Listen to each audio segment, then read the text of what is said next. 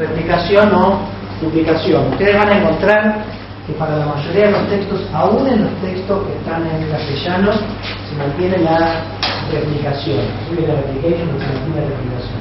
¿Sí? Es ya lo mismo, ¿sí? Indudablemente, el objetivo de este proceso es construir una molécula de ADN idéntica al original. ¿Se entiende el objetivo? Y el objetivo superior es el mantenimiento de esa información genética.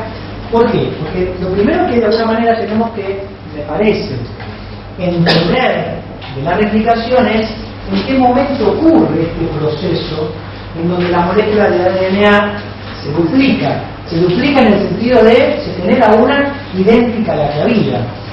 Y por eso le preguntaba qué conocían de división celular. Lo que tenemos acá es un esquema de ciclo celular. ¿Sí? ¿Qué es el ciclo celular? Es una secuencia de etapas que sufre una célula entre cada división celular. ¿Sí?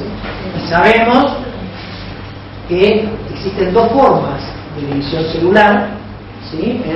En realidad hay algunas otras formas, la que es la fisión, que es por parte de las bacterias tienen por fisión. Pero, independientemente de eso, también conocemos que hay dos formas de división en eucariontes que son la división mitótica, o sea, la mitosis y la meiosis. ¿Sí? Por lo tanto, lo que tenemos acá representado es con M, la mitosis, ¿sí? O meiosis, y el resto es lo que se conoce como interfase, ¿no? Que es lo que va entre una y otra mitosis. ¿Sí? El tiempo de interfase de división de una célula es propio de qué? De cada célula. Y así hay células que tienen interfaces continuas en el sentido de que entran continuamente en un ciclo de división celular, y tenemos células que permanecen muchísimo tiempo en un estado estándar, ¿no? Ahí quedan. Muy bien. Bueno, a ver, de mitosis y meiosis, ¿qué cosas podríamos remarcar que les parezca que son fundamentales, como para decir, bueno, tengo claro lo que sucede en estos procesos, ¿sí? Como para tener una idea. A ver, por ejemplo, la meiosis es para células germinales. Bien, meiosis es un proceso de división de células germinales, o sea, para la obtención de gametos. Perfecto, primer concepto. Todo el mundo que no lo sabe se lo notó, ¿no? Y mitosis son para células somáticas. Para células somáticas. Bien, el otro concepto. Mitosis para células somáticas, meiosis para células germinales, o sea, para la obtención de gametos. Correcto. Otro concepto. La carga de ADN que se obtiene a través de la mitosis y la que se obtiene a través de la meiosis. La mitosis se sostiene y el número diploide y la meiosis es el haploide. Número diploide y número haploide. ¿Qué significa esto, diploide y haploide? Tiene dos veces la cantidad de cromosomas del organismo que lo originó, o que tiene la mitad. O tiene la misma cantidad. O la misma cantidad. Tiene la misma cantidad, en realidad. O sea, por mitosis, las células hijas tienen la misma cantidad de la célula que le dio origen, o sea, se mantiene la carga de ADN. En el caso de hablar de los cromosomas, en nuestro caso nosotros ¿cuántos cromosomas tenemos? 46. Tendremos dentro 46 cromosomas.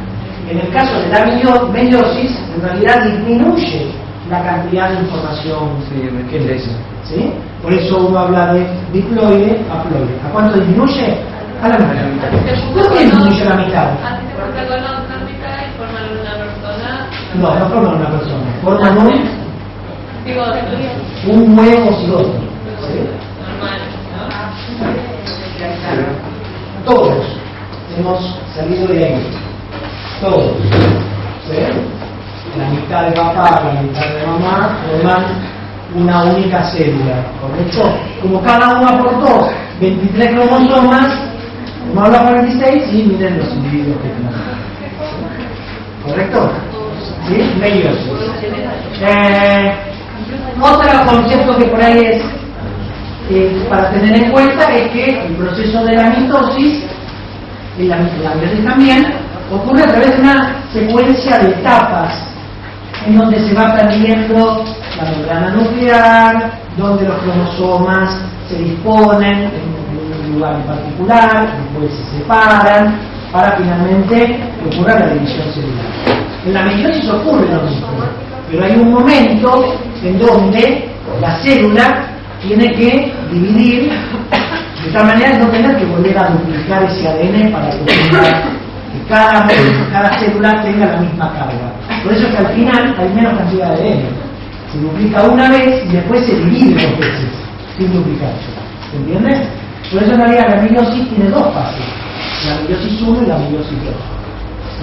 Y es muy interesante esta idea, porque fíjense, en el caso de la mitosis, las células somáticas se dividen sin importar si estamos hablando de masculino y femenino, es exactamente igual. La división meiótica en masculino y femenino es totalmente diferente, desde las plantas hasta nosotros. ¿Sí? ¿Por qué? Porque el organismo femenino divide de una, o sea, la meiosis ocurre de la misma manera, pero los productos finales son entre comillas diferentes. ¿Cuántas células se obtienen por meiosis en la mujer? Una sola en realidad, porque otra es ¿Cuántas? ¿Cómo se llama? ¿Cómo se llama? ¿La célula que obtiene por meiosis? Ovocitos. No. ¿Cómo? Óvulo. Óvulo. ¿Sí? El óvulo. Es una única célula. ¿Por qué? Porque las otras células que hubieran venido de esa doble división, o sea, las 4 células que tendrían que haber sido resultantes, en realidad una sola quedó viable, las otras degeneraban como una cosa que se llaman corpúsculos pelares, que ahí escuchamos hablar. ¿Sí? Una sola. La célula más grande del organismo. Y además se detiene, ¿no? Y se completa. Bueno, y además, eso, ahora vemos eso. Y por el otro lado, en el hombre, en realidad masculino, lo hace el hombre,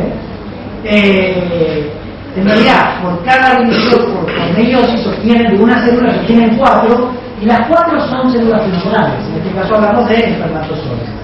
¿Sí? La célula más chiquita, ¿sí? Prácticamente sin citoplasma, célula con flagelo, ¿correcto? Para ir a buscar el óvulo. Ahora, una cosa que es interesantísima yo no la voy a escribir hoy, la pueden leer, es muy interesante, es el proceso de la meiosis a nivel de la maduración, o sea, la formación del óvulo. Porque en realidad, la meiosis en el hombre culmina con el espermatozoide y se cumple todo el proceso meiótico, o sea, las 2 fases. En cambio, en la mujer, la meiosis se completa hasta el final siempre y cuando haya fecundación. Si el óvulo no es fecundado, ¿sí? Ese óvulo nunca termina de completar su meiosis. ¿Sí? Eso es muy interesante, ¿no? Esa idea. Y después hay otro proceso fundamental en cuanto a diferencias entre los dos, y es que en la meiosis ocurre lo que se llama el entrecruzamiento de las cromátides, que no es nada más que superposición, apareamiento de cromosomas, de manera que permite ¿qué cosa? El intercambio de información al azar. ¿Y por qué es importante? Porque eso define la variabilidad de ese proceso. Mientras que en el caso de la mitosis, en realidad esos pares de cromosomas homólogos se separan y siguen siendo idénticos. Si la meiosis no tuviera ese fenómeno de cruzamiento, no habría variabilidad genética. Y si no hay variabilidad genética, hay menos probabilidad de supervivencia. Entrecruzamiento de cromátides. Entonces eso significa que como en realidad cada célula va a ir un cromosoma de los dos que sean de los dos cada uno como se cruzaron, en realidad se mezclaba la información.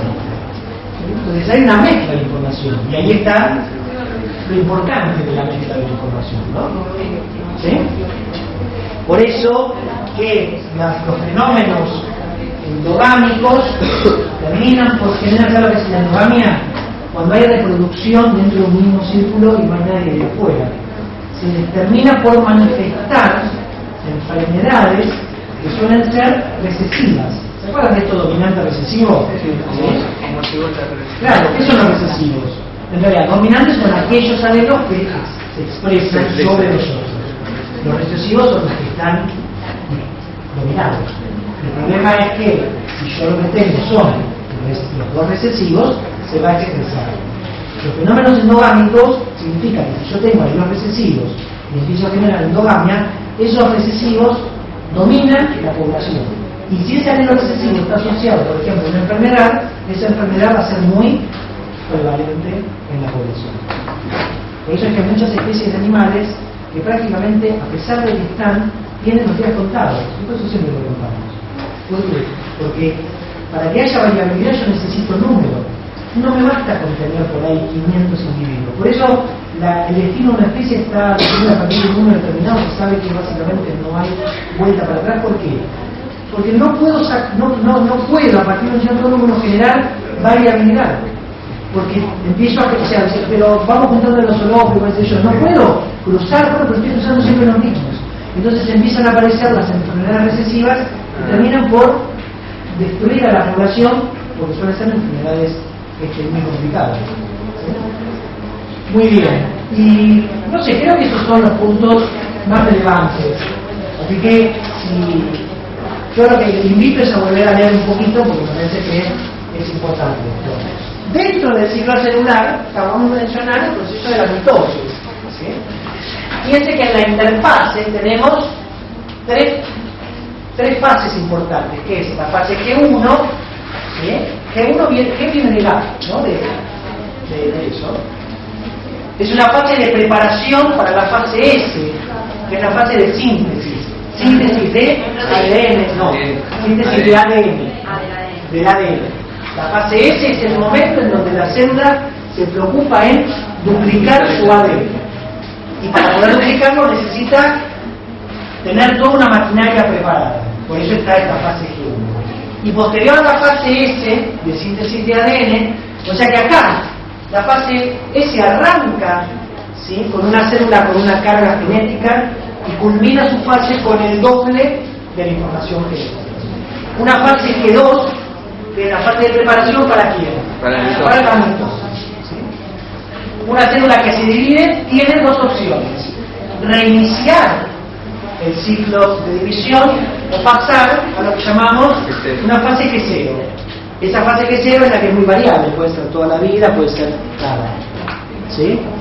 La célula que entra en la fase G0 se queda en un estado de metabolismo funcional, de funcionalidad, sin dividir. Por ejemplo, neuronas. ¿Sí? A ver si conocen un ejemplo de células que tengan un ciclo celular muy acelerado. La piel, los glóbulos rojos, muy bien, ¿sí? Los glóbulos blancos también. Los neutrófilos que andan dando vueltas duran 8 horas. Los viven 8 horas. Por lo tanto, hay que suministrar continuamente. El epitelio, en realidad, del tracto digestivo, a la semana se recambia por completo, ¿no? Entonces, eso habla de los cambios. Muy bien. Entonces, lo que nosotros vamos a estudiar ahora, que es la replicación, ocurre en la fase S del ciclo celular. Para un ciclo celular que dura aproximadamente 24 horas, a la célula le consume entre 6 y 8 horas de esas 24 duplicar su ADN. Esos son los números que se dan. ¿Sí? Si yo tomo que el ciclo dura 24 horas, de esas 24, unas 10 horas es la fase G1, unas 6 a 8 horas la fase S, unas 2 a 6 horas la fase G2, y finalmente la mitosis sería 1 hora, ¿sí?, de un día completo. ¿Correcto? Bueno, esto lo habíamos comentado, pero lo vamos a volver a definir para tener bien claro, ¿no? Sabemos que el ADN es una molécula de información genética. El ADN, en realidad, a través de la secuencia de nucleótidos, genera un código, ¿sí? Y ese código está construido ¿por qué? Por 4 bases. Por eso estudiamos los nucleótidos, ¿no? los nucleótidos del ADN eran adenina, guanina, timina y uracilo. Citosina, muy bien. Y sabemos que eran una doble cadena que eran complementarias. Y por ahí algo que no sé si lo sabían, pero lo vamos a definir, es que tres bases, la secuencia de tres bases, por ejemplo, A, define una palabra. A esta secuencia de tres bases la llamamos codón. Y define una palabra. Codón. Codón. No condón, pero sí. Codón. Es una palabra. Y cada palabra codifica para un aminoácido. Y ese es el código genético. Ya vamos a ver eso es el código genético. Vamos a ver. Por lo tanto, la maquinaria de decodificación lo que tendrá que hacer es poder interpretar estas palabras que se forman cada tres bases y indicar cuál es el aminoácido que le corresponde. ¿Sí? Eso es un código. El código Morse que dice, ¿no? Punto, raya, y define una sucesión de puntos y rayas, de tres en realidad, define una letra. ¿Correcto? Muy bien. A ver. Este tema puede ser muy simple o hiper complejo.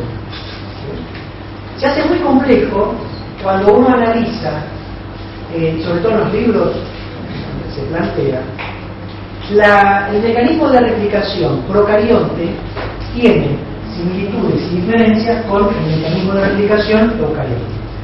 Y ahí es donde se hace difícil. ¿Por qué? Porque empiezan a aparecer las mismas cosas pero con otros nombres, La idea que yo traigo es la de tratar de entender el proceso en forma global. Y en tal caso mencionar algunos aspectos claves diferenciales entre la replicación procarionte y eucarionte. Pero quedarnos con la idea general. ¿Se entiende? Entonces por eso que algunas cosas no vamos a hacer demasiado hincapié porque son similares y algunas cosas diremos, ojo, en los eucariontes sucede. ¿Sí? Lo primero que podemos comentar así en forma general antes de ver el cuentito, ¿sí?, de cómo es la replicación, es hablar de las enzimas. ¿Sí?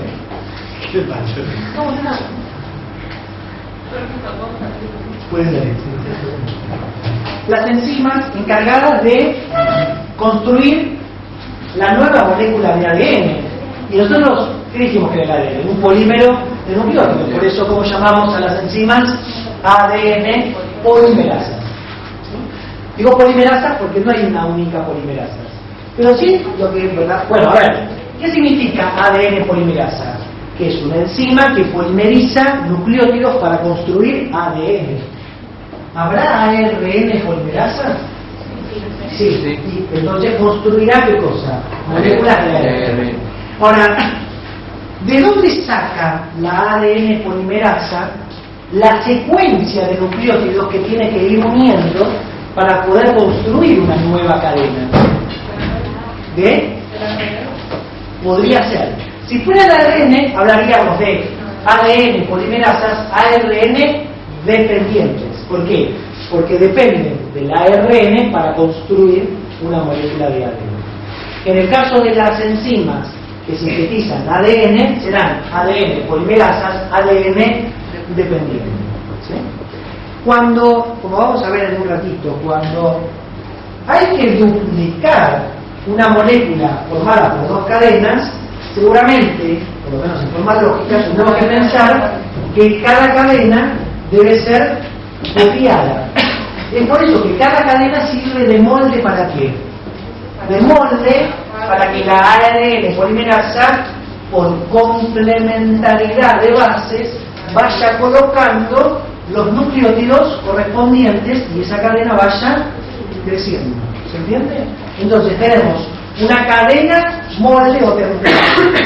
Y como nosotros sabemos que el ADN son dos cadenas complementarias, esta cadena molde me sirve casualmente como molde ¿para qué?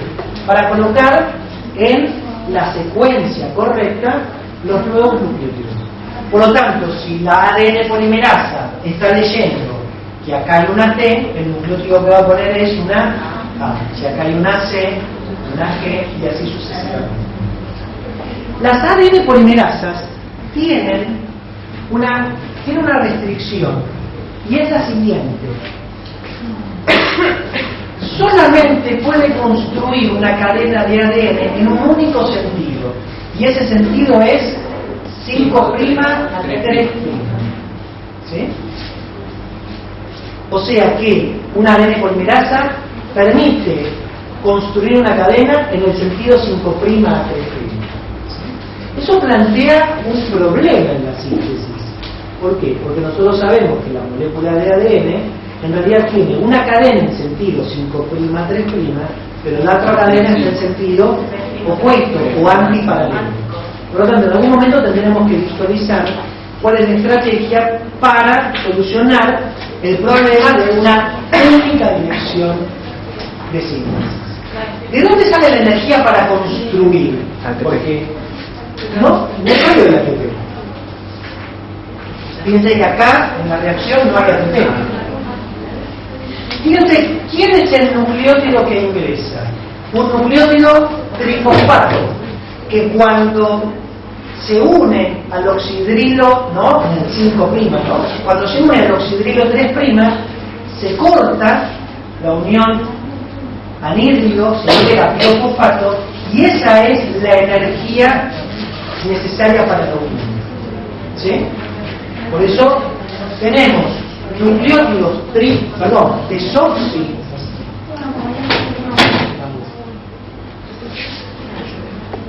Usamos desoxinucleótidos trifosfatos y en la cadena quedan como monodesoximononucleótidos. ¿Correcto? Muy bien. Además de construir, o sea, de polimerizar en el sentido 5' a 3', vamos a comentar que algunas polimerasas tienen algunas funciones extras que son fundamentales. Una es, en realidad, en los dos casos es la actividad exonucleasa. ¿Saben qué significa exonucleasa? Nucleasa. ¿Qué hace una nucleasa? Corta. ¿Qué corta? Ácidos nucleicos, ¿no? Corta cadenas de nucleótidos, ¿correcto? Los corta por afuera. Desde afuera. Exo significa desde las puntas. Si fuera endo sería que corta en el medio. ¿Sí? Entonces, ¿por qué esta actividad exonucleasa es muy importante? Fíjense, yo les digo, la ADN polimerasa construye en el sentido 5' a 3'. ¿Cuál es la cadena molde? 3'. ¿Sí? Entonces va por acá. Se equivocó. Vuelve para atrás. Puede volver para atrás. ¿Se equivoca? Sí, se equivoca. La ADN polimerasa, si bien es una enzima muy fiel, produce errores. Cambia una base cada 1.000.000 de bases. Pero, a pesar de esos errores, lo que puede hacer es, cuando se da cuenta que cometió un error, vuelve para atrás. Por eso es que puede romper de 3' a 5'. Vuelve para atrás, corrige y reinicia la síntesis. ¿Por qué esta actividad se llama, lo van a encontrar como actividad correctora de pruebas? ¿Sí? En realidad correctora de pruebas es una actividad de corrección. ¿Por qué es fundamental? Porque mantiene la estabilidad de una molécula que nosotros de antemano dijimos que era indispensable para que el individuo sea un individuo, que la célula sea célula. Ah, sí. No, es claro, porque en realidad yo no voy a entrar en detalle. Por ejemplo, los procariotes tienen 3 ADN polimerasas, la 1, la 2 y la 3. Esta actividad correctora está en la 1. En cambio, la actividad de polimerización está en la 3. ¿Sí? ¿Entiende? Nosotros eucariotes tenemos como más de 13 polimerasas. Entonces, algunas son las que particularmente tienen esta actividad correctora.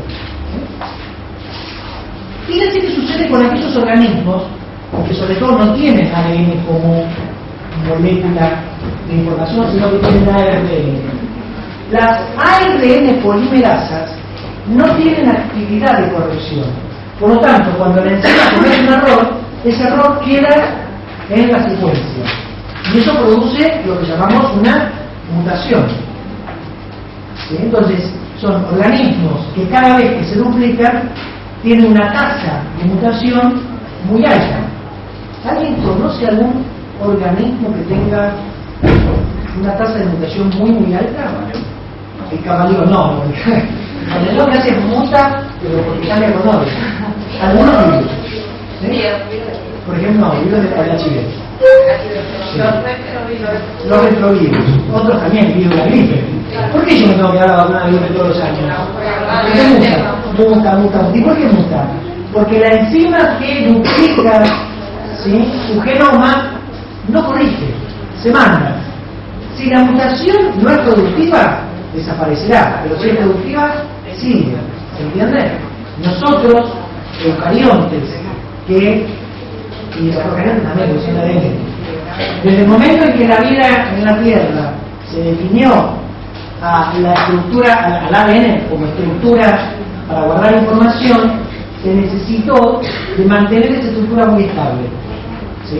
Esa fue la razón por la cual el vacilo se cambió por la timina, que es mucho más estable, y porque estas enzimas, además de polimerizar, empezaron a adquirir estas características de poder corregir errores que ellas mismas habían cometido. ¿Sí?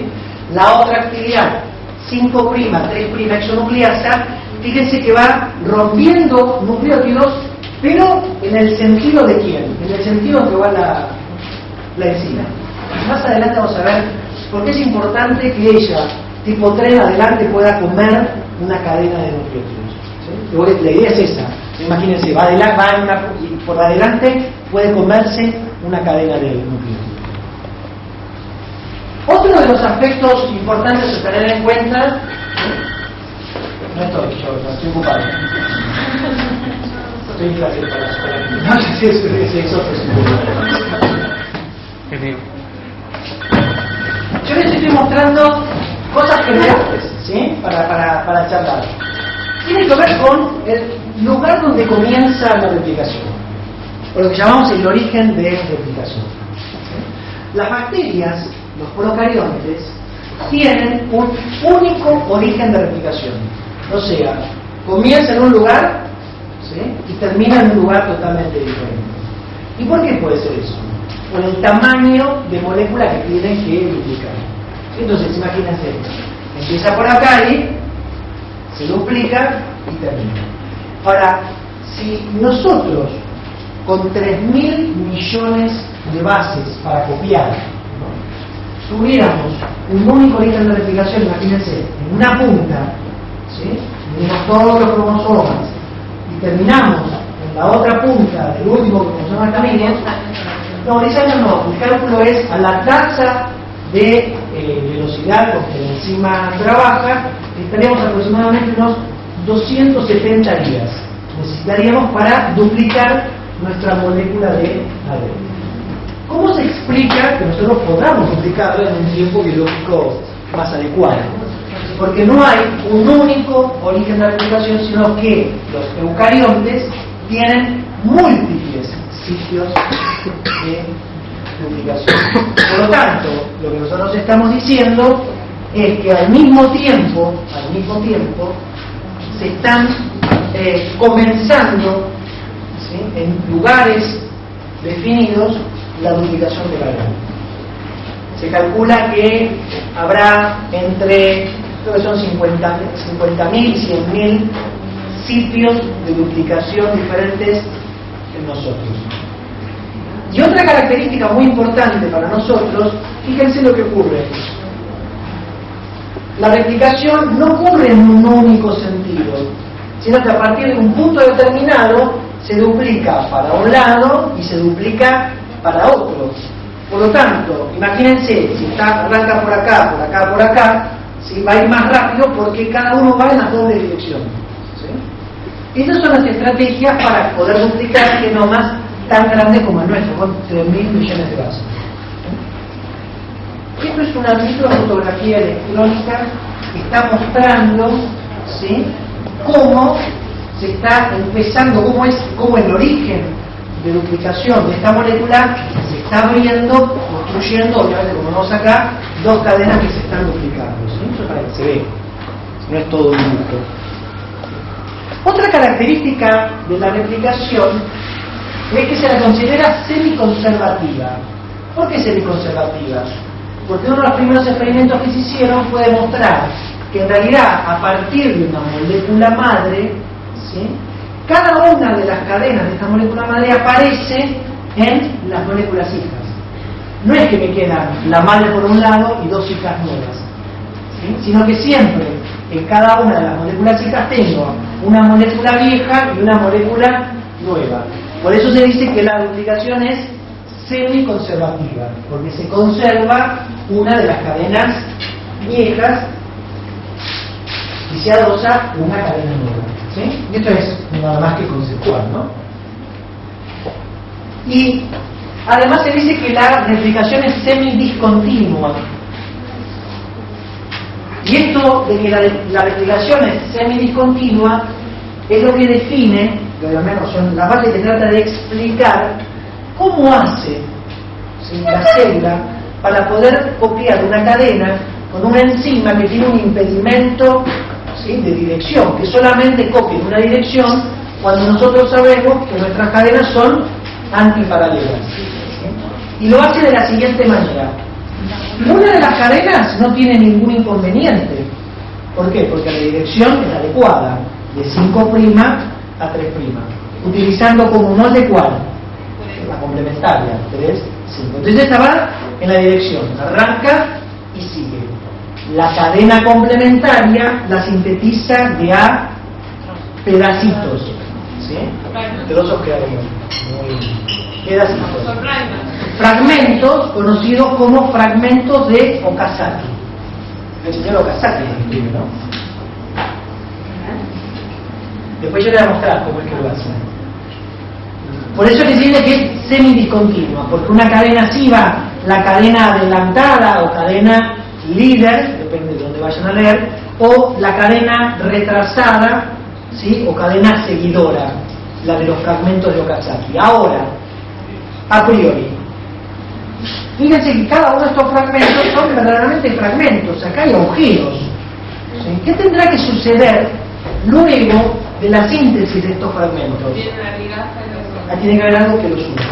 Una vez que se unen, esta cadena es indistinguible de la otra, ¿sí? Bien. Por eso es que la replicación es semidiscontinua. Una cadena se sintetiza en forma continua, mientras que las otras en forma de fragmentos, llamados fragmentos de Okazaki, ¿sí? ¿Por qué en el primer la pregunta? ¿Acá? Porque era lo que yo planteaba. ¿Cómo se puede explicar que sabiendo que la polimerasa tiene un sentido de copia 5' 3', vos puedas utilizar esa misma polimerasa para construir algo que va al revés? Entonces la respuesta es ¿sí? ¿Correcto? Bueno, ahora hasta donde lleguemos, ¿sí? Cuando vamos para tratar de retomamos la próxima. Y ahora sí, vamos a empezar ya con estas ideas, vamos a empezar a pensar en un proceso. A ver, la gente se suele hacer bastante lío con esto. ¿Cuáles son las 3 etapas que deben cumplirse para que una molécula de ADN se copie? O sea que tiene que comenzar, después tiene que copiarse, y después tiene que terminar. ¿Queda claro? Tiene que haber una situación de comienzo, después tiene que haber una situación en donde el proceso ocurre, ¿sí? Y después tiene que haber un momento en donde finaliza. Cuando yo me voy de viaje, tengo un proceso, cargo el auto, después está el viaje hasta que finaliza, ¿no? Es una pavada, pero ¿sí? Por lo tanto, está muy bien, ¿no? Tiene que separarse la hebra. Primero tiene que, de alguna manera, la maquinaria necesaria para poder duplicar, tiene que poder encontrar el lugar, esos sitios, por dónde comienza. ¿Hay una marca? ¿Es al azar? Todas esas preguntas, de alguna manera, tratan de ejemplificar el comienzo. ¿Sí? Entonces, pensemos en el inicio de la replicación. ¿Sí? Nosotros, voy a poner para allá un poquito, ¿sí? Dijimos que existen en las células procariontes un único origen de replicación. En las células eucariontes existen múltiples orígenes de replicación. Pero los orígenes no son azarosos, sino que los orígenes, ¿qué son? Los orígenes son secuencias específicas de ADN ubicados en algunos lugares determinados.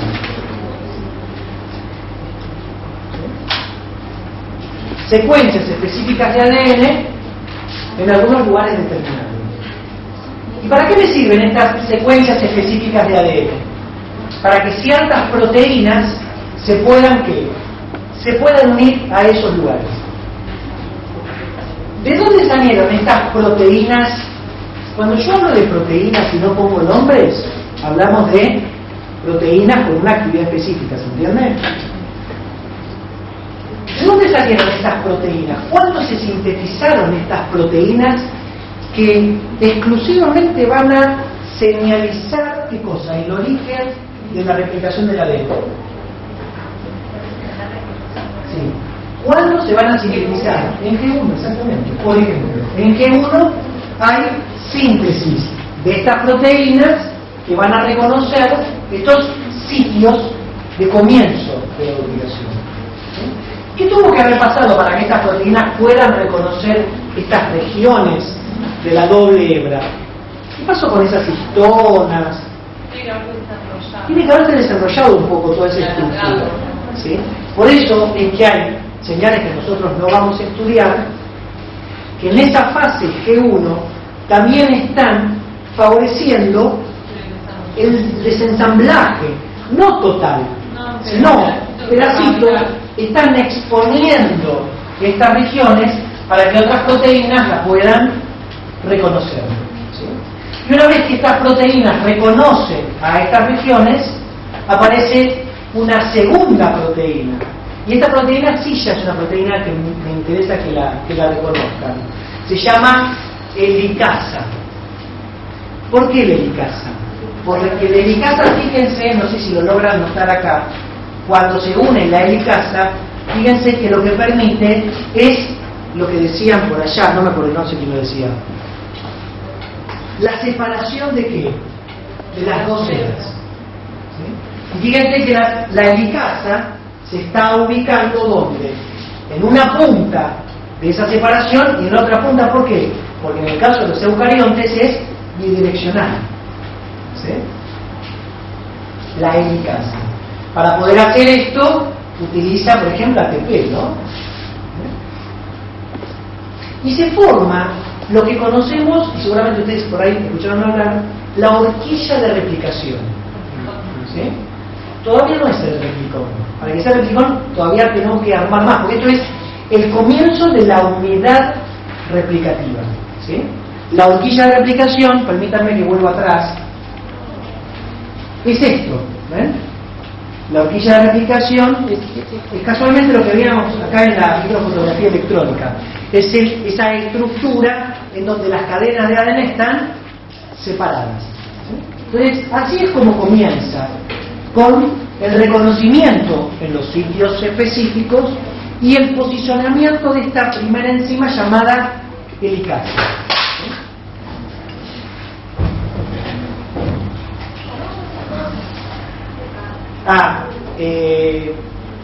No copien esto. Yo ahora antes, cuando terminemos esto, vamos a bajar toda esta información, la vamos a bajar a la dirección que yo les había dado, bioquímica, así se la levantan si quieren, ¿sí? Yo no sé si hoy, pero por ahí mañana ya cuelgo de este lado, ¿sí? Después la decimos bioquímica.nutrición yahoo.com.ar. Sí, y la contraseña es después que la diga.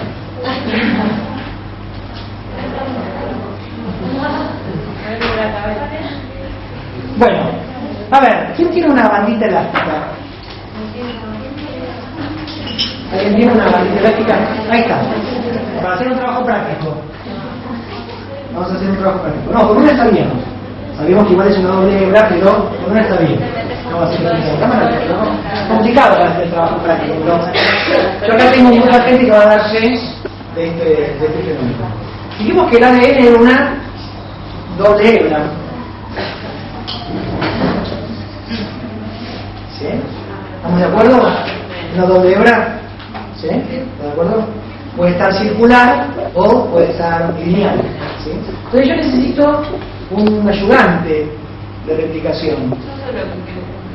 Pero necesito un ayudante, pero tiene que venir acá. ¿Me puede ayudar? Necesito que arme una horquilla de replicación en el medio. Separar con una otra mano también. Ahí está. ¿Se entiende? Ella está haciendo la horquilla de replicación, ¿lo ven? ¿Sí? Pero para la cámara, ahí está. Los amigos lo ven, ¿sí? Deja, no hagas tanto. Hace menos, ahora sí, volví a hacer. Fíjense qué sucede con la torsión por arriba. ¿Qué pasa? Se super enrolla, se tensa mucho más. ¿Sí? ¿Con qué riesgo? Que se rompa. Muy bien. Vamos a devolver el ADN. Cada vez que se forma una horquilla de replicación en alguno de estos sitios, obviamente el ADN más lejano se superenrolla en esa estructura, se tensa a riesgo de romperse. Existe una variedad de enzimas que se encargan de romper esa sobretensión y evitar esa tensión. A esas enzimas las llamamos topoisomerasas.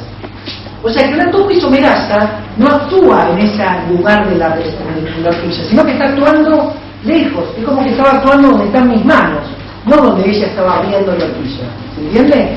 Y a ver, para que tengan una idea, fíjense lo que hace una topoisomerasa. Por ejemplo, hay un grupo de topoisomerasas que corta una cadena, le pega una vuelta por el otro lado, vuelve a unirlo y rompe esa torsión, ¿sí? ¿Se entiende? Y así es como cada vez que la horquilla de replicación se va abriendo, las topoisomerasas por los extremos va evitando esa sobretensión. ¿Sí? Existen topoisomerasas que hacen corte de una única cadena y existen topoisomerasas que hacen el corte de las dos cadenas. Ustedes van a leer por ahí que una de estas topoisomerasas que cortan las dos cadenas se llaman ADN girasa. Así que cuando lean por ahí ADN girasa, saben que estamos hablando de una topoisomerasa. Muy bien.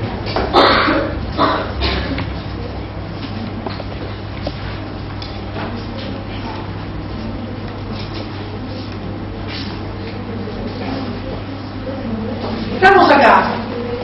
¿Sí? Fíjense, se genera una horquilla de replicación, se ubica en la helicasa. Pero la horquilla de replicación tiene ADN simple cadena. Se abrió.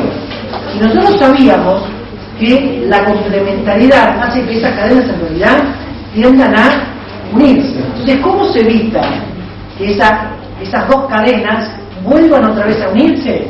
Porque se les unen unas proteínas, están representadas acá, que evitan la unión. ¿Sí? ¿Cómo llamarían ustedes a las proteínas que se unen a ADN de simple cadena? No, proteínas que se unen al ADN de simple cadena. ¿Sí? Entonces, estas proteínas de unión al ADN de simple cadena son las que evitan que en la horquilla de replicación el ADN de cada hebra complementario vuelva otra vez a unirse. Ahora, no sé si ha quedado el concepto que la horquilla de replicación avanza como una burbuja. Por eso muchos ratos van a escuchar también la burbuja de la replicación. Por lo tanto,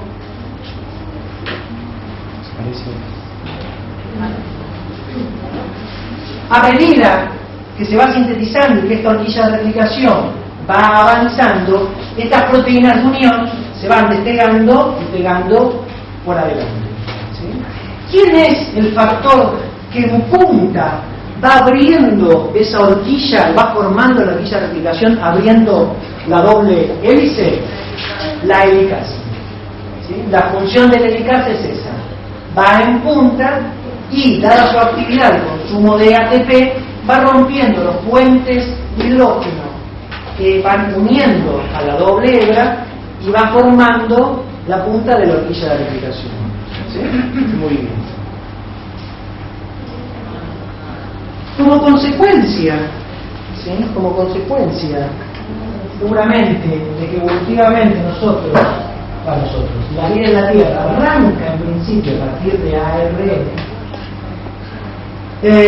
la ADN polimerasa tiene un segundo impedimento, además de su direccionalidad, y es que para poder sintetizar una cadena de nucleótidos necesita tener un pedacito de cadena. No puede formar una cadena a partir de nucleótidos libres. O sea, si yo pongo nucleótidos en un recipiente y agrego ADN polimerasa, no se polimeriza. Ahora, si yo agrego un pedacito de cadena y nucleótidos libres, la ADN polimerasa va a enganchar a ese pedacito nucleótido transnucleótido. Necesita de algo, ¿sí? Y ese algo lo conocemos como cebador. Toda síntesis de ADN requiere de un pequeño fragmento de un ácido nucleico, ¿sí? Llamado cebador. Y ese pedacito de ácido nucleico en realidad no es un pedacito de ADN, sino que es un pedacito de ARN, ¿sí? De ARN. Y esto ocurre tanto para la síntesis de la cadena adelantada como de la cadena rezagada, ¿sí? Es el comienzo. Sin la síntesis de este cebador, la ARN polimerasa nunca va a poder posicionarse ¿dónde? En el lugar adecuado. ¿Sí? ¿Se entiende? Por eso todavía esto es inicio, porque estamos armando ¿qué cosa? Estamos armando el aparato para poder duplicar. En realidad el complejo, porque en realidad es un complejo, que forma este cebador, lo vamos a llamar primosoma. ¿Y qué es el primosoma? El primosoma tiene, entre otras cosas, a la enzima que sintetiza ARN, llamada ARN polimerasa, o también conocida como primasa. Entonces, pasamos al esquema.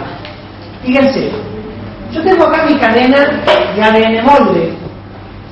Una vez que está en simple cadena, y obviamente las proteínas que según la simple cadena la mantiene, la primasa se une y construye ¿qué cosa? Construye un pedacito complementario, pero de ARN. ¿De qué longitud? 15, 20 nucleótidos, no más. ¿Sí? Y construye el cebador. De tal manera que una vez que está posicionado el cebador, ahora sí, la ADN polimerasa va a poder continuar la síntesis, pero ahora sí una cadena de ADN. En consecuencia, nosotros podíamos presuponer que en algún momento en la síntesis hay una mezcla de ADN con pedacitos de ¿qué? De ARN. Es más, para la síntesis de la cadena adelantada, aquella que es continua, hay un único cebador, pero cada fragmento de Okazaki tiene su cebador. Por lo tanto, ¿alguien conoce que al final del proceso quede el ARN? No, lo que queda es ADN. ¿Qué es lo que tiene que ocurrir? En algún momento hay que eliminar ese ARN. ¿Sí? Me parece que vamos a dejar acá. ¿Sí? Por favor, es una súplica. Dejamos